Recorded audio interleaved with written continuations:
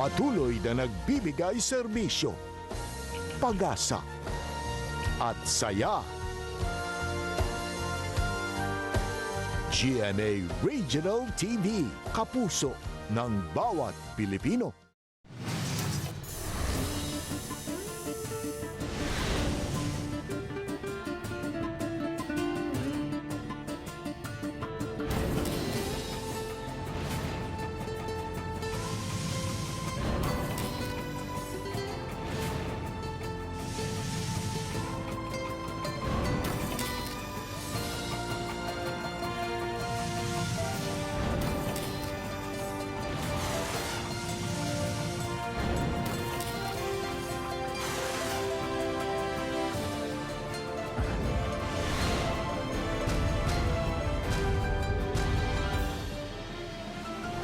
Ang GMA Regional TV, Balitang Bisdak.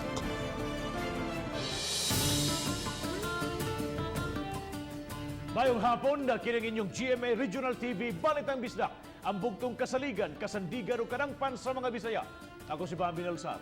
Nga maghatod sa labing dako ug mga nangunang balita nga mahinungdanon sa Central ug Eastern Visayas ug live sa GMA Complex sa Dakbayan sa Sugbo. Ako si Alan Domingo. 2 anyos sa laing barangay sa Mandawi City. Positibo sa COVID-19. Bata na doon sa paryenteng taga Barrio Luz. Gikatakdang sugdan ugma ang pagpanghatag sa 6,000 pesos sa package sa Lapu-Lapu City. Protesta sa labor group karong adlawa gipaagi sa social media. Taga Barangay San Roque ang bagong positibo sa Talisay City, samtang sa Barangay Tunghaan sa Minglanilla. Dugang doktor o nurse i-hire sa Mandawi City alang sa giugmad nga quarantine facility. Mass testing sa tulo ka mga barangay sa siyudad sa Lapu-Lapu karong Lunes sugdan. Nagpakamana panahon sa COVID crisis, laag nga mga ero ug iring gipakaon.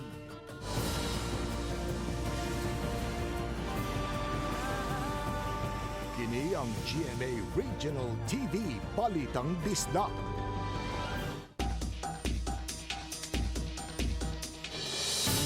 Laing 2 anyos nga bata ang nakonfirmar nga natakbuyan sa COVID-19 sa Mandawi City. Napuna na sa og laing duha ka kaso ang natala sa syudad. Ang report ni Nico Sereno. Update gikan sa Mandawi City Hall, napun-an og laing duha ka kaso sa COVID-19 sa syudad. Si patient 18, inmate gikan sa City Jail nga na-schedule na sa releasing. Gikuhaan kini og swab sample ug naka-isolate na sa laing pasilidad. Samtang si patient 19, usa ka 2 anyos nga batang lalaki gikan sa Sitio Galion, Barangay Kabangkalan. Giingong na-expose ang pasyente sa usa ka paryente nga taga Barangay Luz. Gawas kang patient 19, may nahauna ng pasyente nga 2 anyos usab taga Barangay Ibabaw. Naka-home isolation ra ang bata, uban ang iyang inahan og igsuon nga nagnegatibo sa testing. Matod sa kapitan, wala ray gipamati ang pasyente. Wala man po siya hilanat, no? Unya, ang advice man gud sa DOH nga mas safety ang bata diha kay naaman sila magpuyo sa 3rd floor. Moabot sa 18 ka mga tawo tanan sa balay nga gipuy-an ang naka-lockdown karon gumikan sa maong kaso. Mura maguni siya og kanang boarding house. Sila sa taas sa 3rd floor unya na ay duha ka diri sa usa sa 2nd floor, usa sa ground floor. Mo na ron sila diha ang nahabilin, mga 18 person sila tanan. Pero kung gi-consider na nato sila as PUM. Samtang nagmeeting ang mga opisyales sa Mandawi, lakip ang kapulisan, BJMP, taga-Regional Trial Court ug uban pa. Nahisgutan ang mga protocol nga ipatuman sa bilangguan, labi na sa releasing sa mga PDL o persons deprived of liberty.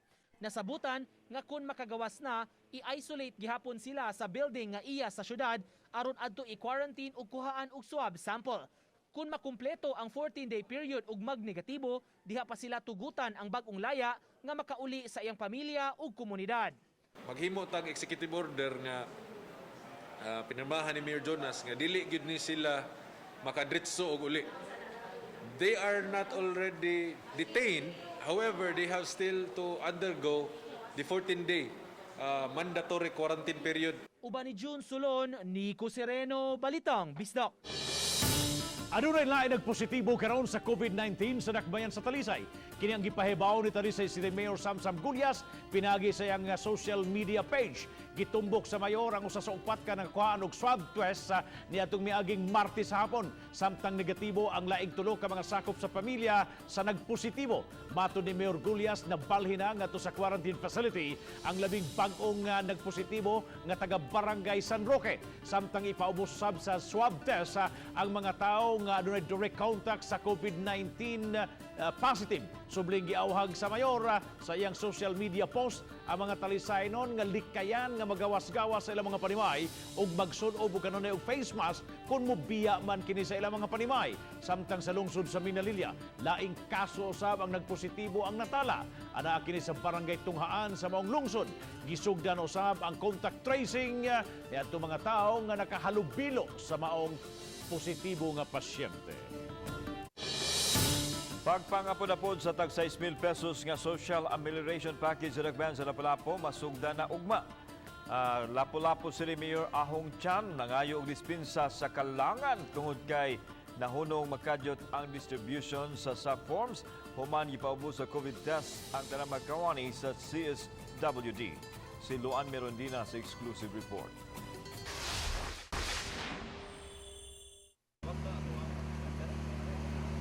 Ugmang adlawa, madawat na sa mga taga-Olango Island ang tag 6,000 pesos nga social amelioration package. Samtang sa Mayo 3, 4 ug 5 mopahigayon ang mga kawani sa CSWD ug validation sa mga social amelioration cards. Ug hayan sa Mayo 6, sugda na ang pag-apod-apod sa tag 6,000 pesos sa mga barangay sa mainland. Atong testingan diri sa Olango ug maayo ug namatay angay ingi correction inigabot sa mainland, mahapsay na to ang ato ang distribution. Gipasabot sa mayor nga nalangan ang pag-apod-apod sa social amelioration cards aron pag-validate sa mga kalipikadong beneficiaries human magpositibo sa COVID test ang pangu mismo sa CSWD.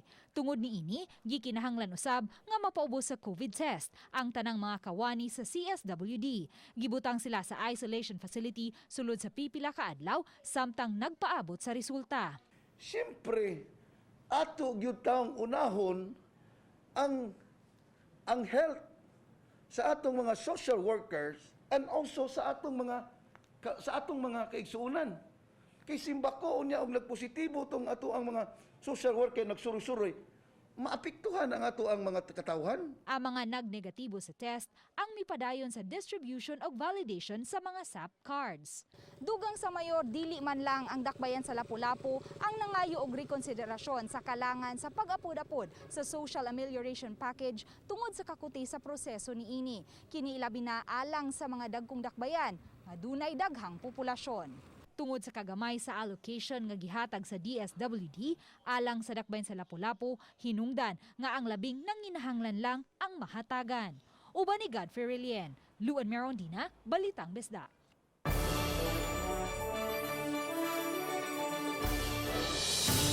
Usa sa labing apektado na ning COVID-19 crisis mao ang labor sector. Labi na ang mga no work, no pay nga wa nay makaon sa ilang pamilya. Usa kini sa sentimento nga gituki sa online protest nga gipasugdahan sa nagkadiyang mga labor groups nining adlaw sa pamuo o Labor Day. Ani ang report.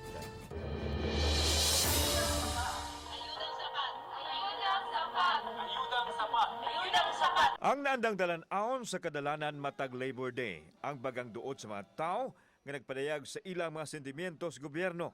Imposible na kining mahitabo karon.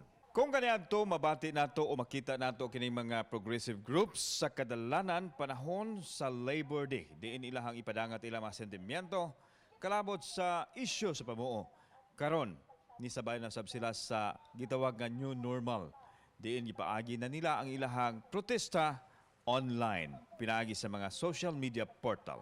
Napaggang man sa COVID-19 ang mga ralista sa karsada apan gamit ang teknolohiya na pahigayon ra sa mga progressive groups ang ilang protesta. Simultaneous pa, nationwide online protest ang ilang namugna karong adlaw. Pagkaing sapat, ayuda para sa lahat. Mao kini ang gipangayo nila ilabi na sa isyu sa ayuda gikan sa DSWD ug sa DOLI nga daghang mga taong naglisod nga wa makadawat sa ayuda. kalagayan ng mga simpleng manggagawa na ang hirap ng karanasan ngayong COVID-19 lockdown. Ang sitwasyong COVID ngayon ay siyang nag-e-expose sa kakulangan at kabulukan ng sistema ng pagtugon sa mga mamamayan. Sa kilid sa kalsada na agyan namo kining lalaki nga naninda og isda nga mao iyang alternatibong panginabuhian samtang wa pa siya'y trabaho nunod sa ECQ karon. Hinay po ng halin sa isda kay ang mga tao mo hangyo pagyod sa presyo. Naglaom siya nga doon na pa'y trabaho nga mabalikan human sa COVID crisis. Usa lang siya sa mga apektado sa nahaguman nga krisis dili lang sa kinabuhi, kundi sa panginabuhi usab. Kauban si Marlon Milgaso, ako si Alan Domingo. Balitang Bisdak. Usa ka milyon ka trabaho sa mga probinsya giandam sa Department of Labor and Employment sa higayon nga mawagtang na ang COVID-19. Sa press release, gipahibaw ni Dole Secretary Salvicio Bello nga kabahin kini sa recovery plan post COVID-19 sa maabot nga mga buwan. Gihan ay pahinuon ang mga lagda mahitungod niini nga gisabak sa balik probinsya program.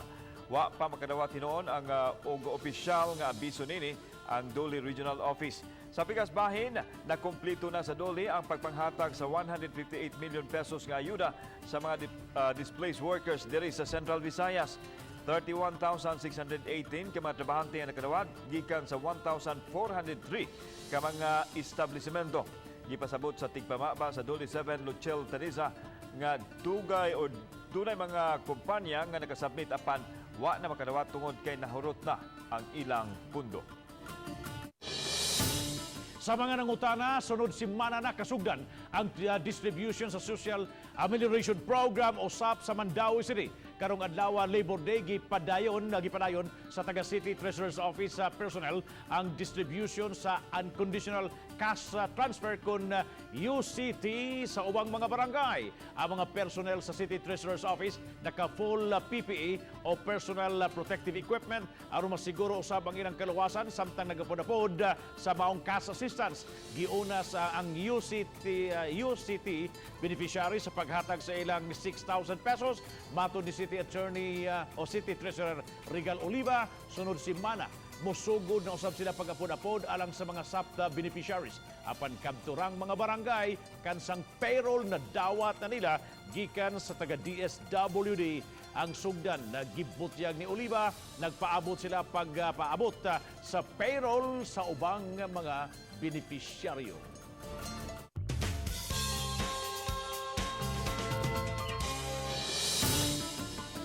Ani ay grupo sa mga bayot sa dakbayan sa Bugong nga gitawag og garbosa. Sila ang nagkahiusa karon aron makahatag og hinabang alang sa mga tiguwang kadtong mga walay pamilya ug sa mga kaubanang bayot nga walay panginabuhian karon tungod sa krisis sa COVID-19.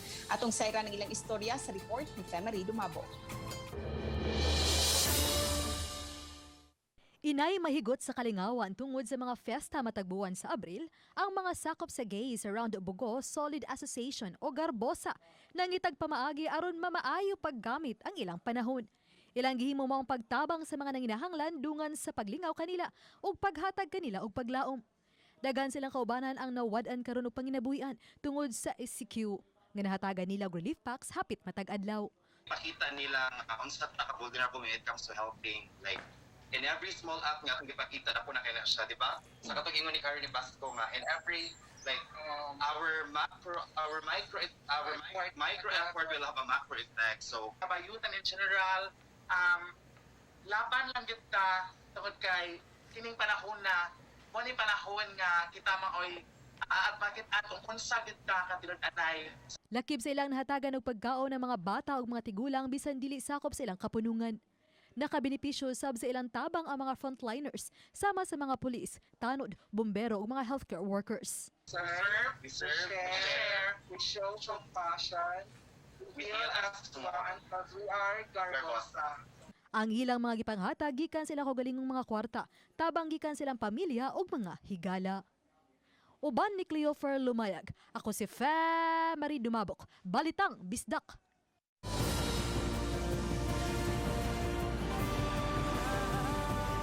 Kini ang GMA Regional TV Balitang Bisdak.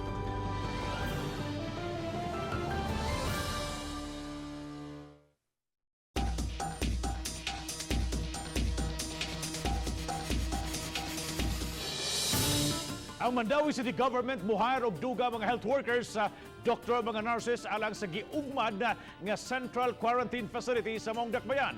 Kung mabuksan na kini, mamahimo kining maka-accommodate og kapin sa 1,000 ka mga pasyente nga nagpositibo sa COVID-19. Adunay live update si Nico Serino. Nico?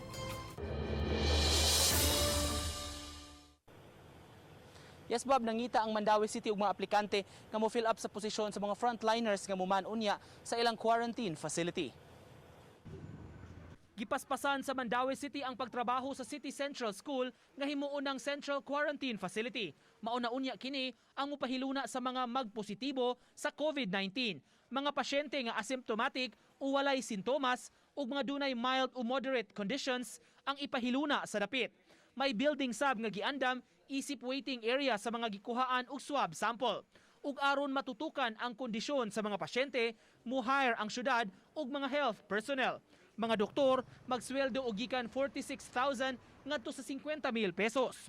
Ang nurses moabot 25,000 pesos ug 15,000 pesos sa nurse attendant. Day upat ka nurses gahapon murag do na natay 8 ka medtechs. So, ang pag-staffing na lang, gamay na lang kay kuwang dito ko ganina kay to anang ventilator. Usa ka work schedule ang gi-device nga hatagan sab sila og kahigayunan nga makapahuway gikan sa trabaho. Gipasalig hinuon sa syudad dunay mga ekipo alang sa kaluwasan sa mga frontliners. 2 weeks stay in and 2 weeks furlough, that's 4 weeks di gina sila kauli straight. So ang gi-hire nato usually amo ginasultian ka ng mga atong gipang-hire medtechs ug nurses nga mao nay set up kay maghuhuna-huna niya na sila nga every after duty pauli islan. Katong mga willing mo volunteer, this is not free, dili ni siya free nga pagpatrabaho ninyo pero naa ni siya sweldo. Frontliner ta if you are willing to help Mandawi City. Samtang ni mga oras sa bab atong ginuntan kining mga updates gikan sa nila mga local government units, samtang mihatag ni sila og mga updates kabahin sa ilang mga kumpirmadong kaso sa COVID-19. Ang Mandawi City mipahibaw nga dunay siyam ka mga bag-ong kaso karong adlawa, pulos ni sila mga inmates o mga PDL gikan sa Mandawi City Jail. Samtang ang Cebu City dunay 30 ka bag-ong kaso nga natala karong adlawa. Ang probinsya sa Sugbo sab dunay 7 ka bag-ong kaso nga natala gipahibaw ni Governor Gwen Garcia nga ang 5 ni adtong mga OFWs nga bag-uhay lang naabot dinhi sa Sugbo ug mi-test nga positive sa COVID-19. Bob. Thank you so much, Nico Serino, sa imong live report. Lapu-Lapu City formal na magsugod sa strategical mass testing karong Lunes nga unang mapahigayon sa mga barangay Marigondon, Agos ug Suba Basbas. Siluan Mirondina sa report.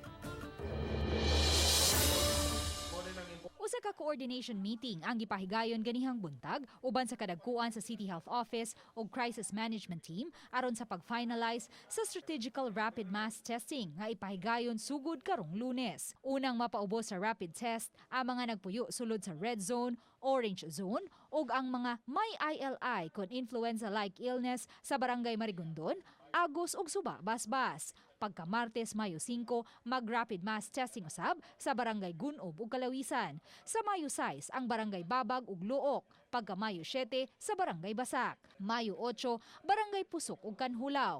Mayo 9, barangay Mactan ug Punta Inganyo. Mayo 10, ang barangay Maribago ug Pahak. Sunod ang barangay Paho, poblasyon ug Ibo. Sa pagkamayo 11, Mayo 12, Bangkal ug Buaya ug pagkamayo 13 ang tanang barangay sa Ulango Island. Siyam ka mga teams ang mopahigayon niini. In a barangay, we will get 10% of their household. Ang ato lang pag-identify on that sitios nga nadiha ang daghan, posible ang mga dulduol niya makatest kita. Inay swab kits, rapid test kits ang gamiton sa mass testing. Gipasabot sa mayor nga gawas nga mas mahal ang swab kits, mas langan usab ang pagpagawa sa resulta niini. O gitumong man sa dakbayan ang dinalian nga pag-isolate ni adto mga tawo nga natakbuyan na sa naasoing virus. Ang pag-swab pila ra may ma-test in a day sa ato ang laboratory. Unlike for rapid test, i-test nimo and the next day hibaw-an na nimo. At least ma-target na nimo kung kini siya pastisib siya sa IgM, makuha nimo siya nga i-test nimo siya for confirmatory. Subling ipasabot sa lokal nga kagamhanan sa dakbayan sa Lapu-Lapu nga dili angayang mahadlok tungod kay mopahigayon sila og orientation sa dili pa mag-mass testing aron mapasabot sa kamahinungdanon sa COVID test ug sa mga angayang buhaton kung may masutang magpositibo. Uban ni Godfrey Rilien, Luan Merondina, Balitang Bisdak. Emergency quarantine facility sa mga frontliner nga sundao sa Central Command kompleto na. Ano ang report? Isip mga frontliners, dako ang posibilidad nga mataptan sa virus ang mga sundao, busa karon pa lang giandam na ang emergency quarantine facility. Ana ang kinimahimutang sulod sa AFP Central Command nga giblisingan ganinang buntag. Gipatukod kini sa usa ka pribadong kumpanya nga misuporta sa kasundaluhan. Ang pasilidad adunay 15 bed capacity ug adunay disinfecting ug misting chamber ug mga lavatory facilities. Kini, silyado ang adunay single air pass ventilation system. May gasto og 500,000 pesos. This will be catering within CENTCOM area, and if sa other areas may mga hospital naman yung mga, let's say yung 3rd Division and 8th Division. Ito talaga is only for yung mga if mag-symptomatic na yung natin, yung sundalo. Apil sa pwedeng ma-admit dinhi ang sakop sa pamilya sa mga sundalo. Giklaro ni Lieutenant General Ancan nga walay sundalo sa CENTCOM nga nagpakita og influenza-like illness. Gipalig-o nila ang ilahang immune system aron taas ang ilang resistensya. Pasalamat din pala ako sa kay Governor na nag-provide siya sa atin ng flu vaccine. And nabigyan din yung mga troops natin, especially yung mga na-deployed na troops natin sa north and south of Cebu. Muna ang emergency quarantine facility diri sa Central Command. Ania ang main goal sa ato ang mga frontliners nga mga sundalo, zero patient o walay pasyente nga malandig dinhi sa ilahang pasilidad. Kauban si Marlon Melgaso, ako si Alan Domingo. Balitang Bisdak.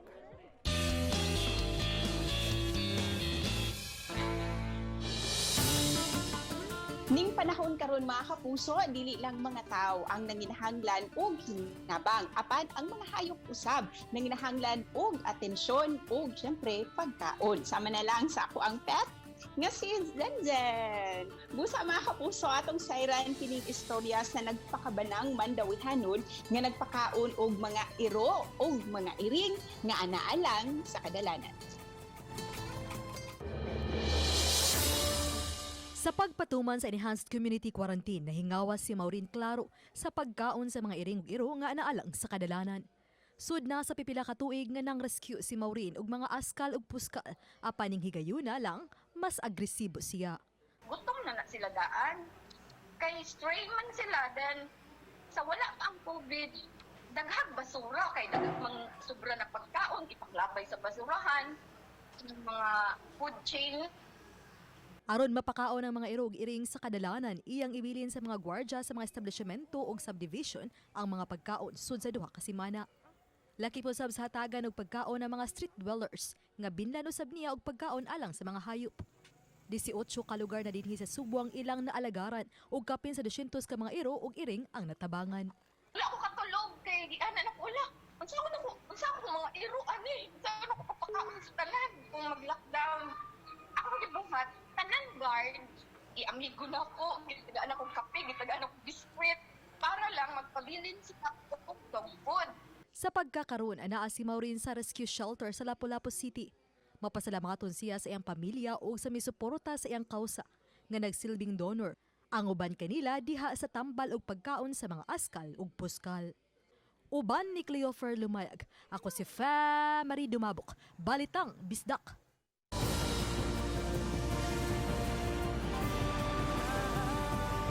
Kini ang GMA Regional TV Balitang Bisdak.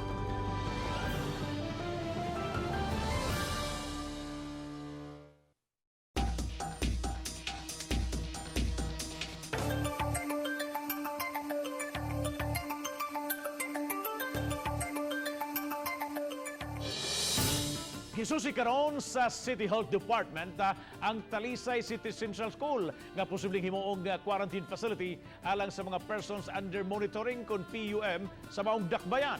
Silian Singkuran sa report.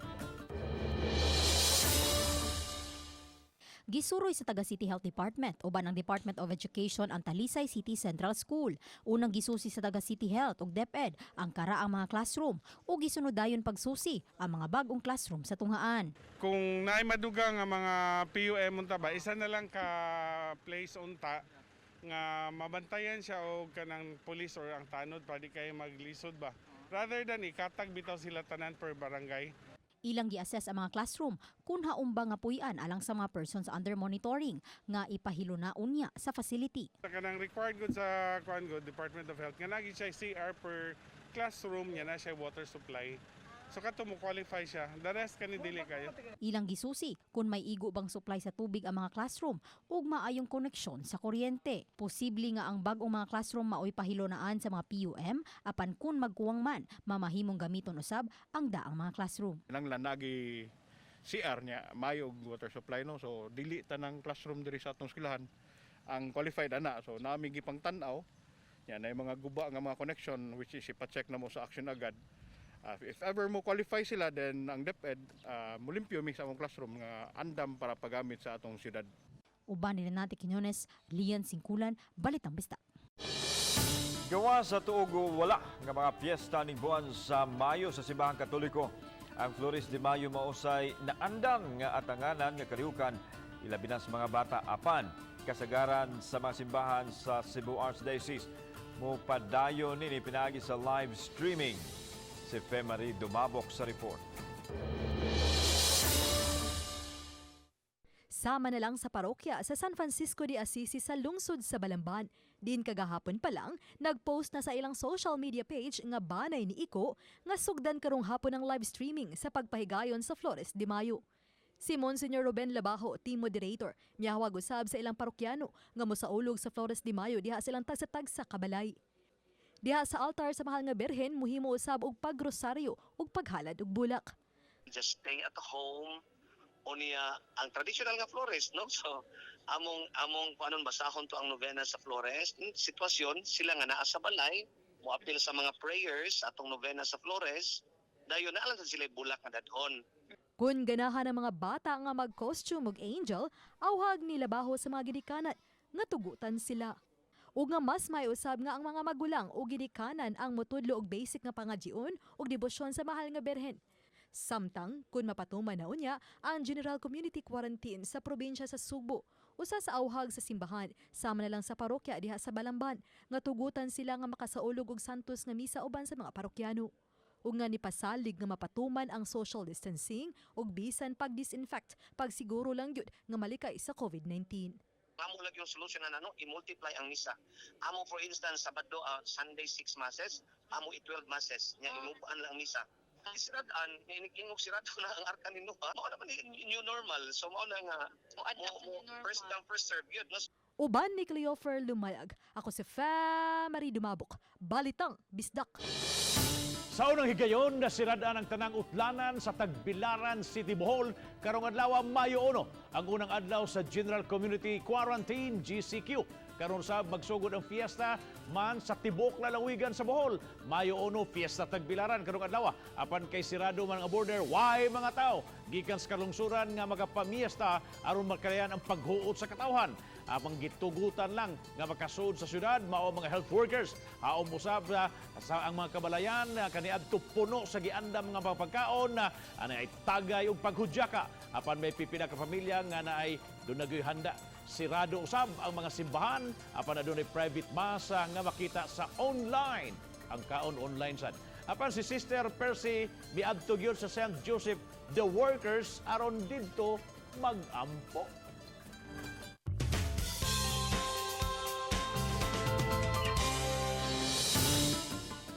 Gilugwayan nga enhanced community quarantine sugod karong adlaw hangtod sa Mayo 15, padayon usab ang pagtabang sa kaparian sa Seminaryo Mayor de San Carlos uban sa pag-abag sa Caritas Humanitarian Aid and Relief Initiative sa Singapore. Kagahapon nakaapod-apod sila og mga galon sa tubig, mga portable water purifiers, ginalong tubig, kape, gatas, toothpaste, multivitamins ug mga detergent bars alang sa mga mulupyo sa Sitio Kalihon, Barangay Labangon nga apektado sa lockdown. Samtang dugag mga hinabang usab ang nahatod sa Archdiocese of Cebu pinaagi sa Caritas Incorporated, Commission on Laity, Laiko Cebu ug sa nakalain-laing nilangkop sa gitawag nila nga Sacred Forces. Sa second wave sa Auckland, Zapatera, kapin sa 1,000 ka mga relief goods nga may tag 5 ka kilong bugas, humay, canned goods, alcohol, mga sabon, shampoo ug sabon panlaba ang nahatag.